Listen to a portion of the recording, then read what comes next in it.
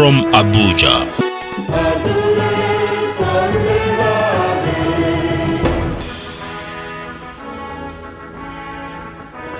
Hello, thank you for being a part of our show.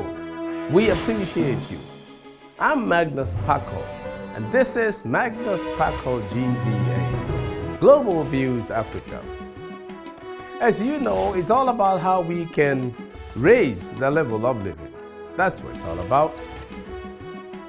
In View today, we continue our discussion with Dr. Marvin Dekil on environmental pollution and the OGONI cleanup. As we said last time, following recommendations from a 2011 United Nations Environment Report commissioned by the Nigerian government on the impact of oil extraction in OGONI land, the government of President Muhammadu Buhari in 2016 commenced a $1 billion cleanup and restoration program in OGONI. Dr. Marvin Dekil is the project coordinator of the Hydrocarbon Pollution Remediation Project, HYPREP, in Nigeria.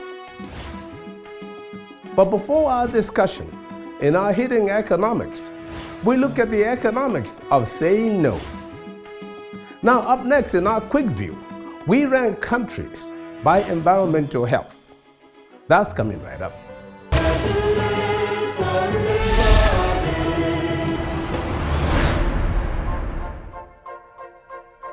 The Environmental Health Index, EPI, is a component of the Environmental Pollution Index by the Yale Center for Environmental Law and Policy. It accounts for about 40% of the total EPI. The Environmental Health Index measures threats to human health. Nations that score highly in life expectancy tend to be those that value air quality, sanitation, and adequate water supply, free of heavy metals such as lead. In this connection, which of the following countries is the best performer in the world in environmental health? Australia, Denmark, Finland, or Iceland?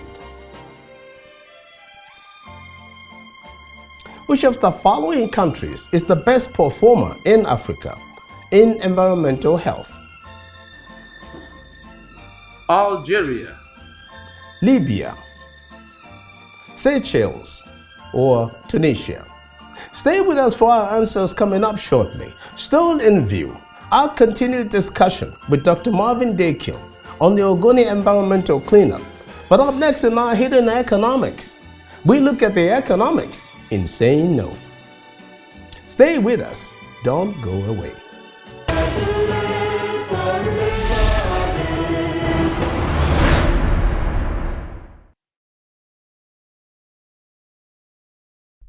Life for the love you better, oh. Mwah, baby, cool in your temper, oh. If not money, your body, you want to surrender, oh. Zambo, Zambo. I want your love is Zambo, Zambo, Zambo, Zambo. If I call you early in the morning, make you Zambo, Zambo. Yeah, Zambo, Zambo. So again I come a happy beat. When it's fresh I can follow out on a concrete. Hey, they say you beat up but you come sweet. If you let someone get a give them more sheets. And I'm a football teacher. The song Zamo Zamo by Fino and featuring Wande Cole. Fino, originally known as Chibuzo Nelson Azubike, is a Nigerian rapper, singer, songwriter, and record producer. In the song Zamo Zamo, the artists are cleverly asking the girl to answer.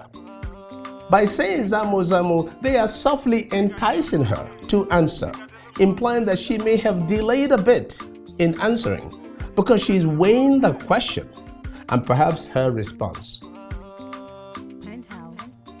Quite often, people use various methods to get a yes from you.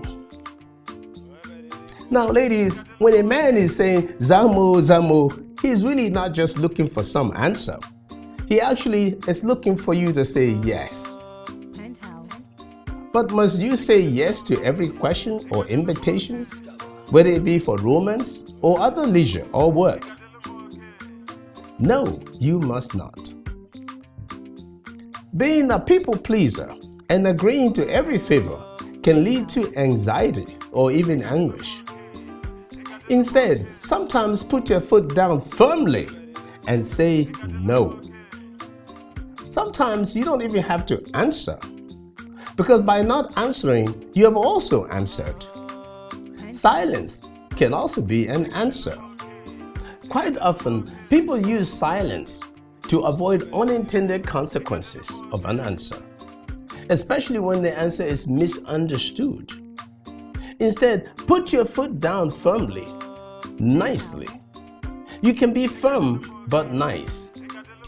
The two-letter word no is probably one of the most challenging in the English language to use. Taking the time to think over a request gives you control over when and how to respond. Learning to say no is a crucial asset for balance in your life. You must not be a yes person, even when you are not sure of the consequences, just to avoid offending the people. So the economics here is this: weigh your costs and benefits, not only in the short term, but also in the long term. Sometimes saying no and being wrong is easier to correct than saying yes and being wrong, because saying yes often implies a type of covenant or contract. Our hidden economics for you. When I'm on your body, you want to surrender. Oh, Zambo, Zambo. Tell her what your love is. Zambo, Zambo. Iskaba. Zambo, Zambo. If I call you early in the morning, Zambo, Zambo. Zambo, Zambo. Answer, answer. Baby, I dey beg you, make you answer. Answer, answer. Baby, I dey beg you, make you answer. Since I don't dey call, you know the answer. Stand by you, you don't need a bouncer. Michael Jackson, I go be your dancer. Plenty girls corner you with the bonanza. Say you know the see, say you wear white. Say you know the sing, say WC. Una feel no deeper, alright. He's cover.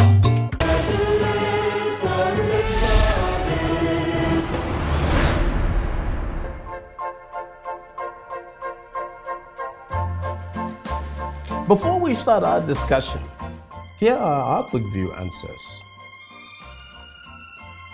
Finland tops the world in ranking environmental health.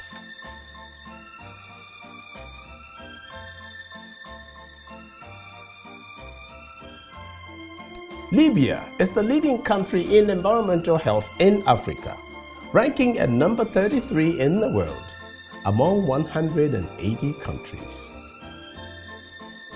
Nigeria comes in at the 41st position in Africa and ranks at number 160 in the world. For comments, adverts, and sponsorship, please see our information displayed on the screen. As we said last time, upon request by the federal government of Nigeria, an independent environmental assessment was undertaken by the United Nations Environment Programme, UNEP, in OGONI land in the Niger Delta.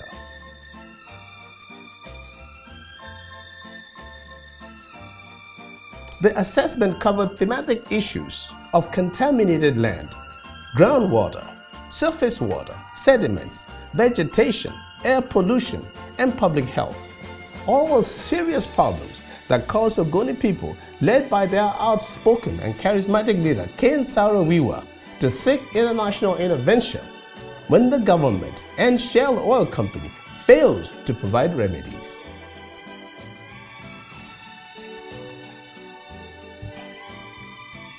Unfortunately, it all turned into socio-political unrest, devastation, and the wasting of many OGONI lives, including those of Saro-Wiwa himself and several top OGONI leaders. Although oil industry operations were suspended in OGONI land in 1993, widespread environmental contamination remains. Pursuing the report, the government of Muhammadu Buhari launched a cleanup program in 2017 to be coordinated by a hydrocarbon pollution remediation project, HYPREP. And so we continue with Dr. Marvin Dekil, project coordinator of HYPREP, to bring us up to date on progress on this great task of cleaning up the Niger Delta, starting with OGONI land. Dr. Dekil has an extensive local and international background in environmental pollution remediation. Please join us in our continued discussion with Dr. Marvin Dekil.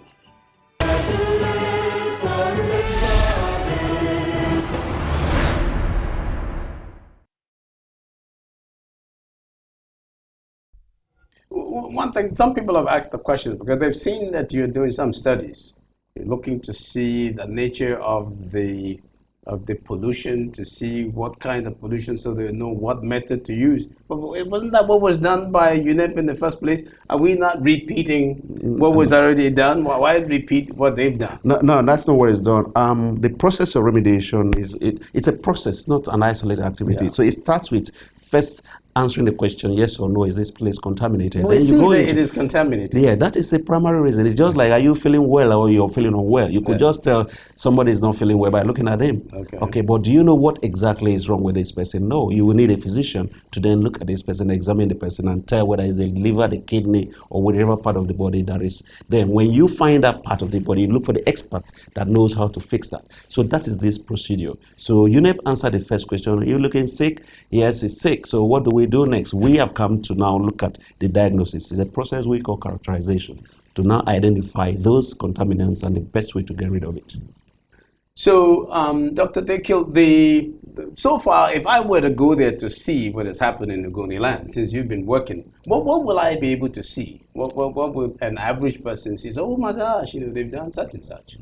Well, a lot has been done in course of the establishment of the Project Coordination Office. 2018 were the silent period when we're carrying out the assessment and characterization delineation of the sites. 2019, we introduced the companies to the site, and work has started at different locations. 21 sites in all the local government. I could give you the names of all the sites and the work that is going on. But basically what has happened is that we mobilize contractors to site. The contractors are at different stages at different locations. Most of them are within the first 30%. Some have progressed beyond the first 30% of the total completion activities that need to be carried out. Then over this period too, we have trained a whole lot of our scientists, the young people we sent to Geneva, and people we trained within HYPREP in Nigeria, and those we also trained in-house. We've also carried out livelihood training. We've done some collaboration with IITA and the SDN, and we've got some people. We also have facilities that we're developing. We've gone into alliance with UNITA and the River State Sustainable Development Agency. UNITA, that's the United Nations Training and Research. Okay. So what do they really do? They are training these women because we have tasked them, we've given them the assignment to train these women. And we will be aligning with all that training to other trainers in other ways. But the important thing about this training is that we emphasize on post-training, so that when these women finish from the training, they don't go back home. They're given startup packages that people buy of them. You've also done something in health. What I heard you exactly. We had the World Health Organizations, working with UNEP. They've been to OGONI land, collaborating with the River State Ministry of Health, and we have gone to do an assessment of the facilities and the personnel in these locations, so as to prepare for the study, the health study. It is one of the major things we're going to be doing this year.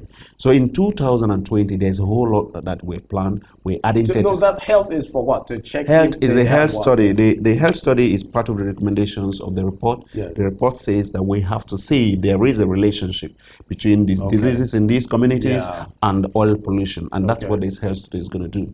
Well, we're going beyond and if there is? That's exactly what I'm saying. We're going beyond what is recommended to also provide some facilities. We've done some health intervention, some health outreach twice in course of this program, where we have carried out about 400 surgeries different range of surgeries with OGONI doctors, indigenous doctors in Ogonis, as well as some women doctors. Over 70 doctors we deployed to the 4 LGS.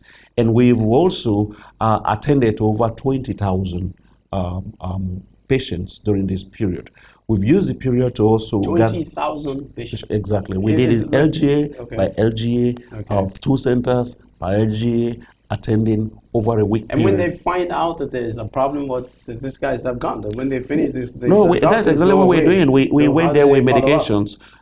We did the things that we needed to do by the way of a medical outreach. We referred people to experts, those that needed continuation. Yeah. We also took care of bills of people who were in the hospital. That's what I'm saying. But that's why I found out that there is a problem that I got to deal with.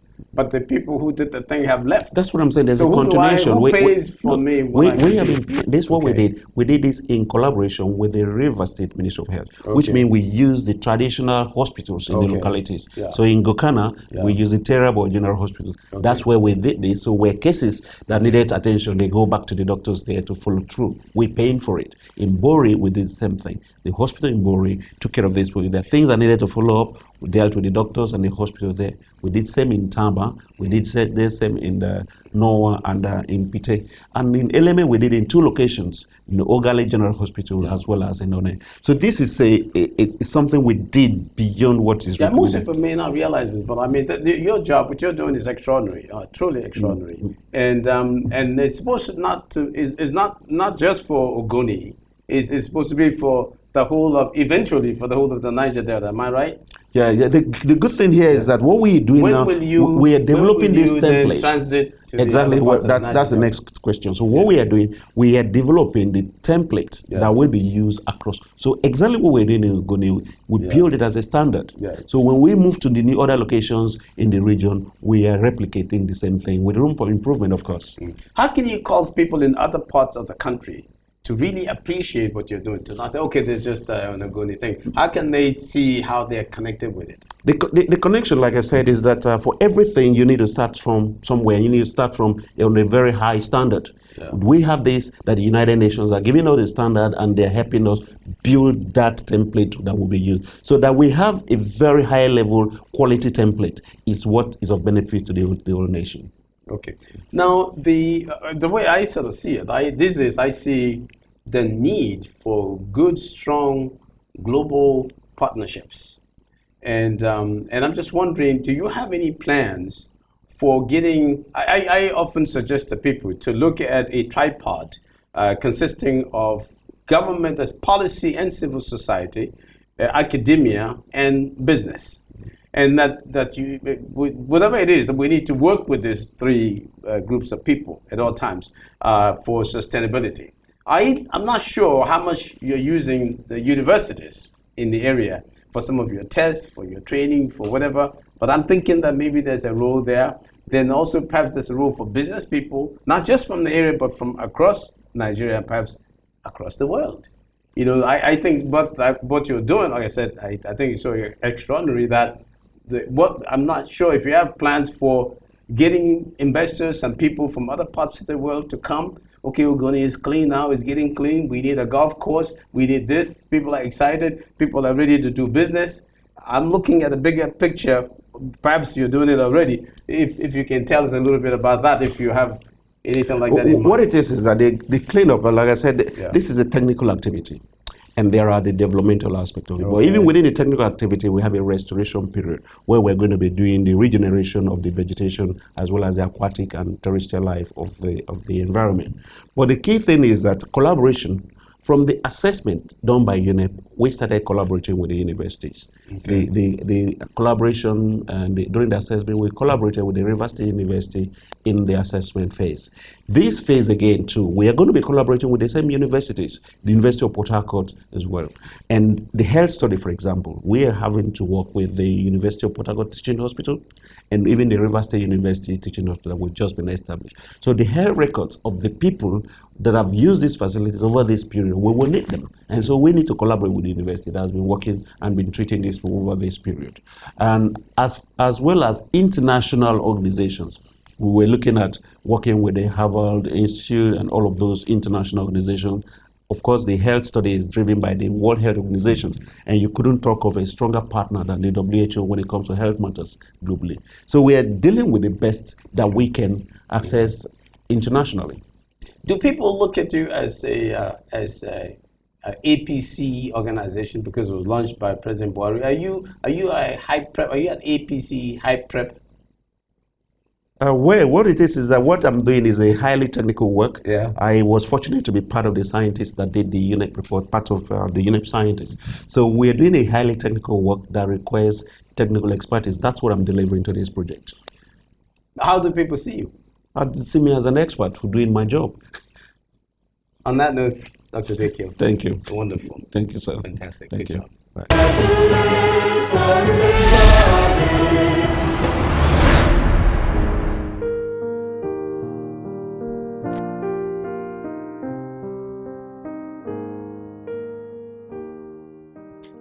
Quite often, when we do an environmental cleanup, we tend to focus on structural revival, where we'll build infrastructure and other physical capital and grossly neglect the damage done to human capital. Unfortunately, the cleanup job would be incomplete and therefore unsuccessful if we do not extend the exercise to the people, especially in repairing and restocking their schools, retraining their minds, skills, and other abilities that have been badly damaged by official neglect and the consequential poverty brought on through the loss of their various sources of income. I'm happy that Dr. Dekil and his high prep team appear to be mindful of this. I'm also glad because it appears he's getting good support from the Federal Ministry of Environment and President Muhammadu Buhari himself. I suggest that they continue in vigorously looking for ways of motivating the people of the area and pay more attention to human capital development. All the stakeholders, the United Nations, Shell Oil Company, the government, and their development partners will do well to engage the people, realizing that the human asset is the most important when dealing with any remediation. Cleaning up and then enriching the waterways and the land is only a necessary approach. It is certainly not a sufficient condition upon which to thereafter declare completion and victory over the pollution of the place.